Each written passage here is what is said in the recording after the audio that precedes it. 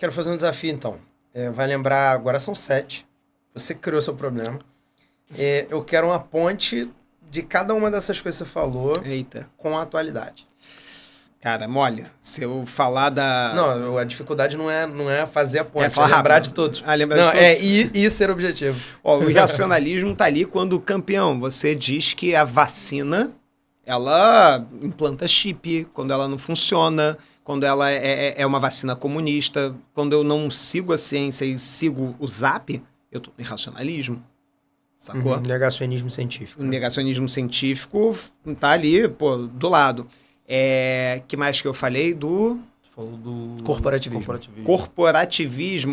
quando você, por exemplo, aí você vai ter o desmonte das estruturas trabalhistas nesses países, numa história recente, na legislação. Quando você tem uma reforma trabalhista no Brasil, bem recente, que o Lula começou, e aí estou eu aqui sendo cancelado, né?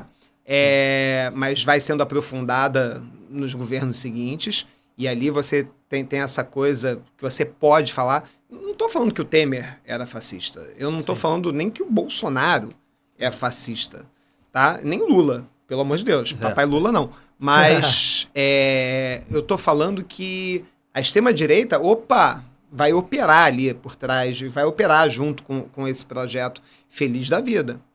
Eu falei... De culto à liderança. Do culto à liderança, isso cara. a gente... Culto à liderança, você não usou a palavra mito, né? Mas poderia ter usado na tua contextualização histórica e virou uma caricatura aqui no Brasil. Sim, a palavra mito é justamente aquilo que é inventado, aquilo que é, não digo mentiroso, mas que é uma criação, que é uma narrativa, não necessariamente tem vínculo com a realidade.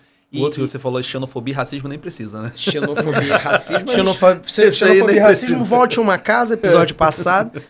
Não, mas sério, dentro desse contexto atual, muito, né? Xenofobia e é importante racismo... fugir do Brasil para isso também, né? Sim. Trump, né? Boris Johnson, agora, né? Europa no geral, Giorgia Meloni. Olha só, deixa eu te contar, assim, esse pouco caso que a gente faz com os imigrantes lá fora é enorme. Eu tô mais ligado ali em 5 bilionários, numa lata de sardinha no fundo d'água, do que em 30, crianças morrendo. Não, afundou um navio, 175 pessoas, 100 crianças. Mas você ouviu falar? Não, ninguém. Nem eu. Não, Sacou? Eu só soube por causa do submarino, porque até então estava apagado esse assunto. Sim. Então, sim, a gente tem um mundo que... E, de novo, a gente não está declarando que o mundo agora é fascista. Não é sobre isso. Mas eu estou dizendo que eu tenho um ambiente onde esse lugar da extrema-direita, onde esse discurso da extrema-direita, ele está circulando, ele está se sentindo confortável. E vai bem. Sim. E vai bem. A gente não liga, porque a gente tá nas nossas bolhas. Eu já esqueci dos outros.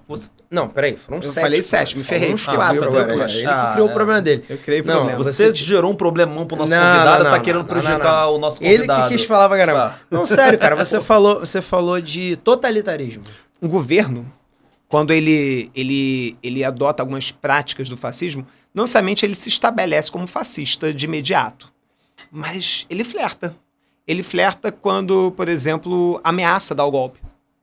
Quando ele tenta dar o golpe, não consegue, ridiculamente. Sim. Sacou? E aí, vamos lá, nome aos bois. Vocês são chapa branca, eu não. Nosso ex-presidente, Bolsonaro. Ele não deu golpe. É verdade, não deu golpe, mas os amigos dele deram, né? Que coincidência, que mundo pequeno. Percebe? Sim. Então, quando você flerta com a possibilidade de romper com os acordos democráticos, tá ali, né? Tá ali. É só olhar o celular do Sidão. O que tem lá? Toda a articulação golpista e inclusive, né, com um anúncio possível de um estado, né, de exceção. O que faltava era o discurso violento. E o discurso violento é o tempo todo, né? Sim. Pelo amor de Deus. Né? Quando você começa a estimular a violência, quando você estimula a política armamentista, quando você tenta importar essa lógica armamentista que é tão estadunidense, né? E que, de repente, o brasileiro sem arma é um brasileiro desprotegido.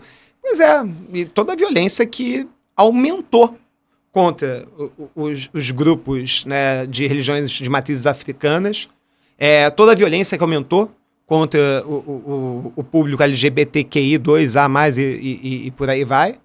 E sim, toda essa violência aumentou nos últimos 4 anos. E sim, a gente tem um lugar hoje em que o fascismo está difuso. ele não assume a forma, até porque não é estratégico.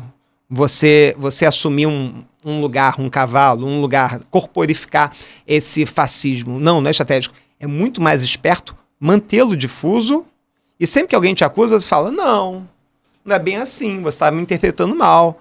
Liberdade de expressão. Você está confundindo. Só que a gente tem que lembrar o seguinte, né? Liberdade de expressão não é liberdade para cometer crime. E esse é um ponto fundamental, que é ali que a gente pega os fascistas. Quando eles começam, sem querer, a sair do armário, né, como vocês quase saíram hoje para uma esquerda, ou quase esquerda, e eles começam a sair desse armário e a mostrar o que eles querem. Né? E aí, daqui a pouco um fala, eu sou a favor do partido nazista, qual o problema? Brasil, sacou? É. E eu não tô nem falando do tadinho do apresentador, tô falando do deputado que tava lá e que concordou, mas deixa quieto. O termo neofascismo, a gente fez uma pesquisa, né? Cada um fez o seu dever de casa e tal, buscou e a gente encontrou interrogações, né?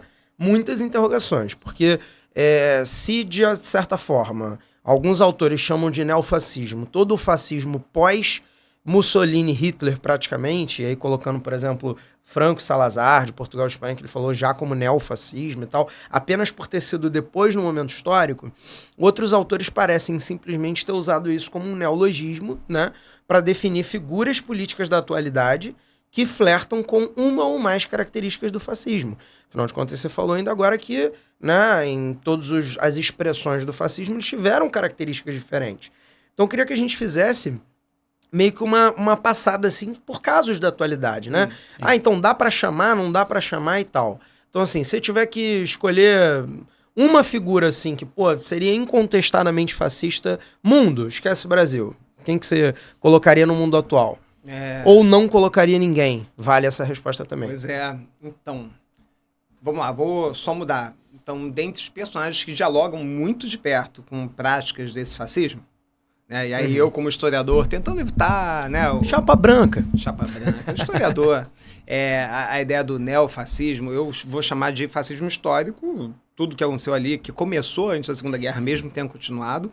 E o que vem depois eu vou chamar de fascismo, né? E simplesmente, neofascismo, eu não vou brigar por causa disso. Mas, cara, quem brinca com esse neofascismo fora do Brasil? O Viktor Orbán, pode ser? Hungria. Eu posso falar do Erdogan.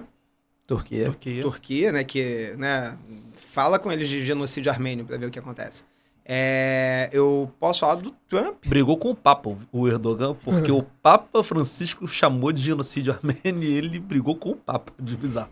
Pois é, e assim, quando você vai olhar isso, cara, o cara tá passando pano para um genocídio que aconteceu antes do genocídio judeu da Segunda Guerra. Sim. Meu amigo, 1,5 milhão ali de armênios que sumiram, desapareceram, no que seria equivalente aos campos de concentração, e ninguém fala. E aí, quando você passa pano para isso, desculpa. Né? Não tem aquela história de que se tem 10 pessoas numa mesa, se senta um fascista ou nazista, e ninguém fala nada, agora tem 11. Sim. Então, se esse cara, mesmo que ele não tivesse as posturas que ele tem, de uma retomada ali, de um tradicionalismo que ele também está trazendo para a Turquia, a gente pode falar do Trump. O Trump, ele está muito longe, é muito difícil você ter espaço nos Estados Unidos, uma democracia que, apesar de todos os abalos recentes, ela é bastante antiga, então ela tem alguns pesos, contrapesos que são eficientes, mas deu uma balançada agora. Você certamente vai curtir falar de talvez a característica que eu acho que você não falou dentre aquelas principais, mas que a do Trump, eu acho que é a principal, que é a questão da propaganda, né? A forma... A gente falou de propaganda. Falou, né? Falou. Verdade. Falou antes, não foi naquele top 5. Sim, né? e a propaganda, o culto ao líder, nossa... Eu acho que o Trump versa muito naquilo que a gente estava falando agora, que eu fique claro, tá? Que eu não afirmei que liberalismo e fascismo estão na mesma frase. Falou sim, eu ouvi. Ser atacado aí por aquela bolhazinha que nos segue. Exatamente. Não, porque o fascismo vem disfarçado de liberalismo, muitas vezes. E acho que o Trump é um ótimo exemplo disso, né? Um fascismo ali que vem disfarçado de proteção do seu dinheiro, né? Eu estou aqui para proteger. Quando chega ao poder, no caso do Trump, faz diversas políticas econômicas, inclusive não tão liberais, né? Totalmente não. Protecionismo. Proibir empresas chinesas de entrar lá e tal. O Trump chegou a resgatar uma campanha, né? American First, Que lá... E Make America Great Again. E aí depois ele foi pra Make America Great Again. Mas que lá atrás, na década de 30, tinha uma pegada fascista nesse discurso, né? Uma pegada racista. E o Trump pegou isso. E absolutamente irracionalista o Trump, né? Não. A coisa da vacina, anti-vacina, aquele QAnon, né? Que é um grupo que ele não fazia parte, mas que surgiu lá e ele meio que fomentava, era o bonezinho do QAnon, cara negacionista de tudo, era surreal, assim. O fascismo é um perigo atual, não é algo mais que está nos livros de história.